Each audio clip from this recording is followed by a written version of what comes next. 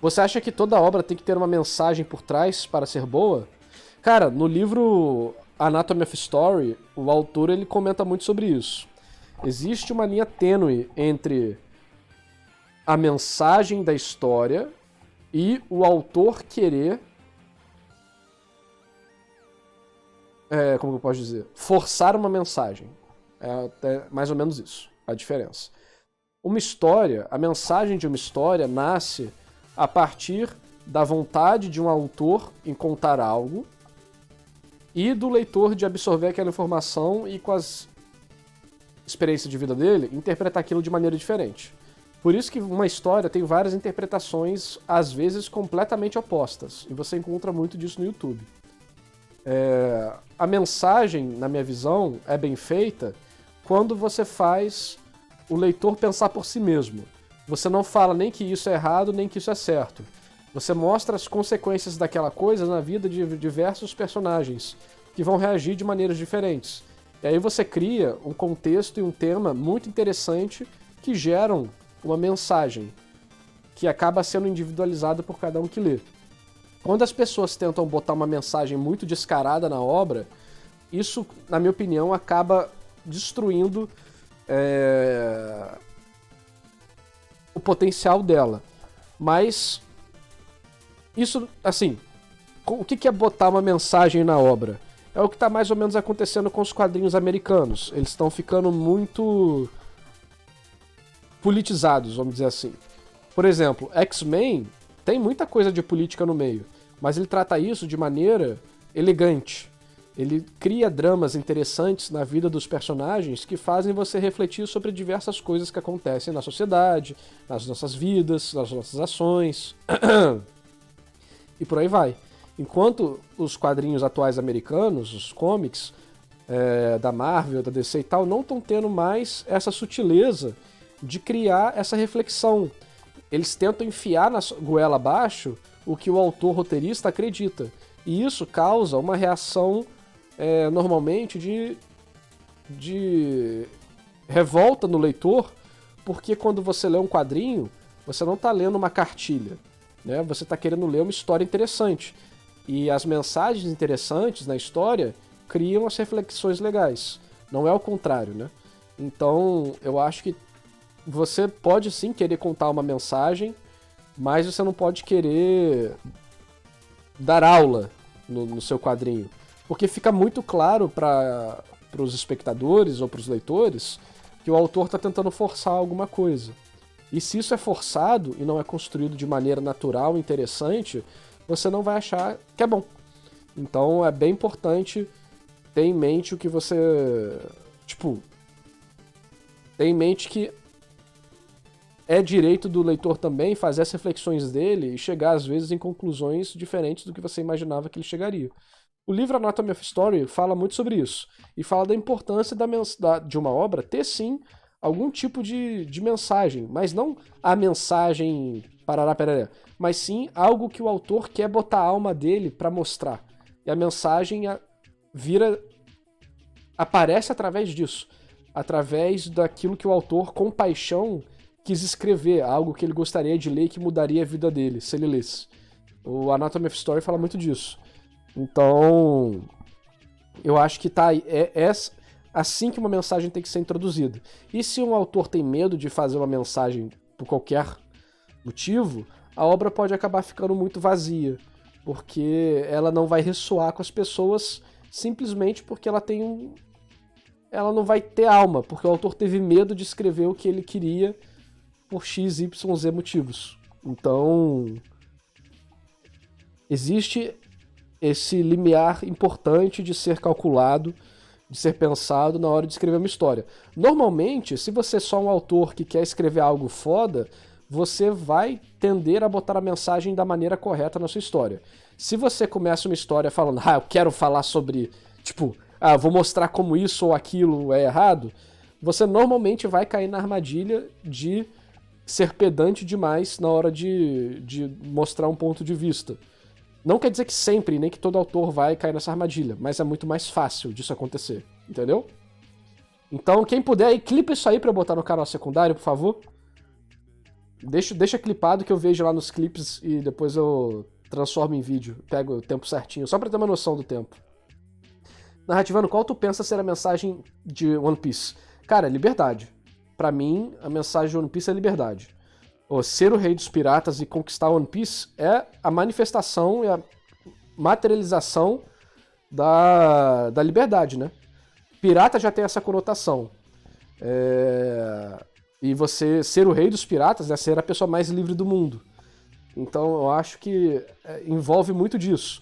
Só que em cada arco a gente pode manifestar diversas opiniões diferentes sobre temas diferentes que o Oda está tratando. Eu não sei se é conscientemente ou não. Por exemplo, em Water 7, a mensagem é claramente anti-estatal, anti-governamental. Mostra como o coletivo oprime o indivíduo. Mostra como o coletivo faz de tudo para passar por cima dos outros e alcançar seus próprios objetivos. Então, o governo, o CP9, as tretas contra o Tom, o Frank, toda essa parada aí, todo o capítulo da Robin, todos Water 7 é mais ou menos essa mensagem sobre como o indivíduo deveria ser mais importante do que o coletivo. Pelo menos nessa visão que o Water 7 me apresentou. Porque, gente, é bem claro. Literalmente o Frank começa a xingar o governo mundial e mandar ele tomar no cu. Tipo, não tem como negar esses momentos em Water 7. É só ler. Literalmente é o governo sendo retratado como a pior coisa do mundo e oprimindo pessoas inocentes pra conseguir o que quer. Mas, por exemplo, em outros arcos, o Oda tem... não o Oda, por isso que eu acho legal. O Oda talvez não seja nada de nada. Ele simplesmente esteja criando personagens que acreditam em coisas diferentes. E essa é a beleza de você querer escrever uma história foda. Porque você cria personagens fodas de diversos tipos diferentes. Então, em Alabasta, por exemplo, a mensagem é sobre um rei justo, um rei que tem preocupação com o seu povo,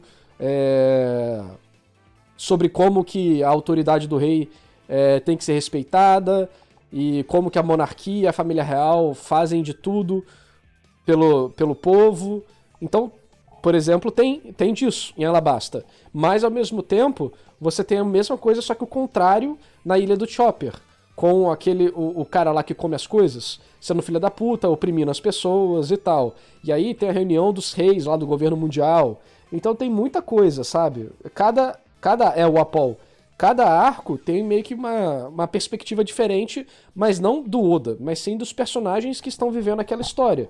Então essa é a parte foda, sabe? De você escrever uma história pensando... E, cara, eu quero ler uma história que vai mudar minha vida, né? Quando você escreve assim, você automaticamente vai começar a ter coisas interessantes acontecendo. Outra coisa, por exemplo, deixa eu ver. No Arlong Park, basicamente ali a gente tem muita mensagem do povo revoltado de ter perdido as armas e sofrer com a opressão tanto da marinha quanto dos piratas do Arlong. E que se eles tivessem armas, eles talvez poderiam ser uma ameaça e se defender. Então, e aí, o Oda é armamentista? Não sei, e não importa. O que importa é a vida daqueles personagens na situação que eles estão. E aí cada um vai tirar uma conclusão disso, sabe?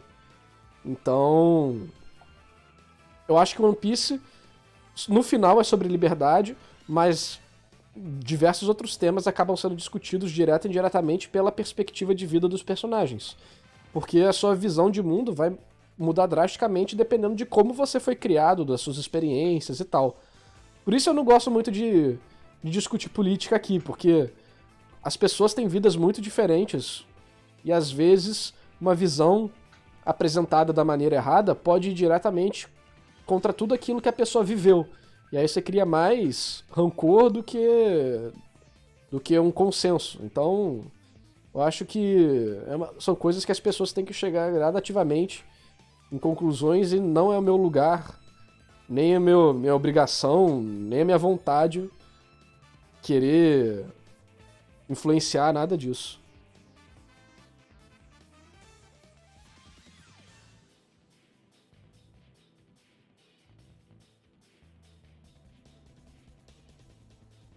Já viu Caçadores de Trolls, narrador? Não, nem conheço. Isso é anime, é série, é o quê?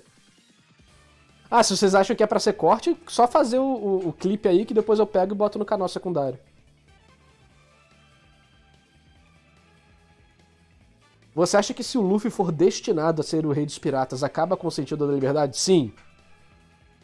Se tiver qualquer coisa de destino pro Luffy, pra mim, a história vai cagar fortemente.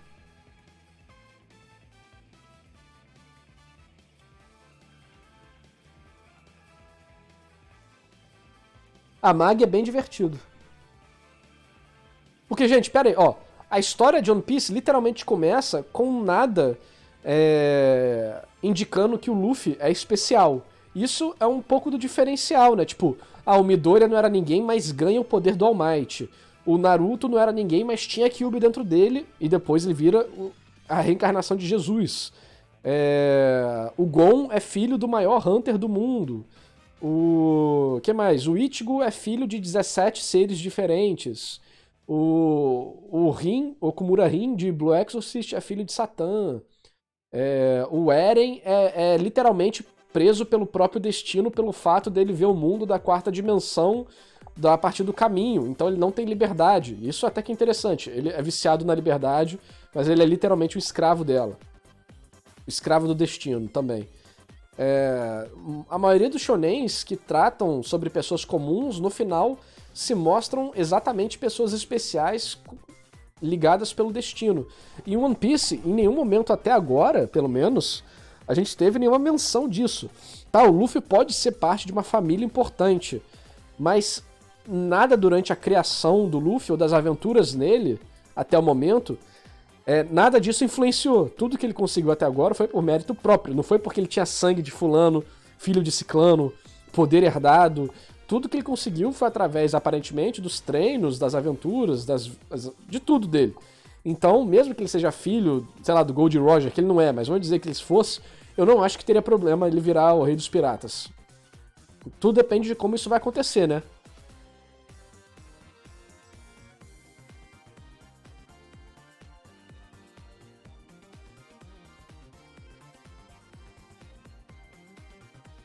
One Piece fala sobre vontade herdada. Isso resume muita coisa. Até o momento, isso não significa nada pra mim, porque nada disso foi abordado ainda. Pelo menos não diretamente. Só a vontade dos D, né? Que a Kurihara fala. Pensa em colocar seus vídeos no Spotify? Cara, nunca pensei nisso não. Por qual motivo você dropou Devilman? Eu nem sei se eu dropei, cara. Só parei de assistir e esqueci de voltar 2 vezes.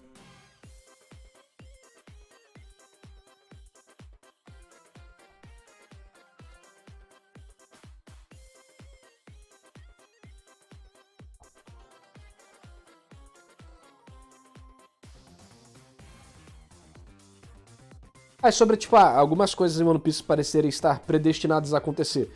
Depende de como isso é feito, porque assim, parece predestinado porque é tão épico que as pessoas ficam uau, ou porque só, tipo, ficou literalmente um cara apareceu e falou: Você é a reencarnação do Ashura. Igual foi com Naruto, sabe? Depende muito de como as coisas são feitas.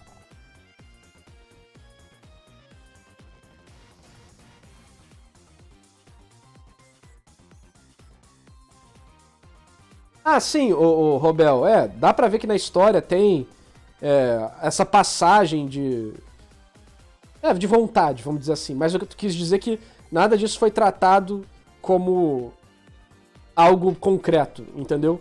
Isso é tipo o que o leitor abstraiu das coisas, mas não foi nada que falou, tipo, eu passo a minha vontade a você, ou vou herdar a sua vontade, vou fazer o que você queria. Pelo menos eu não lembro.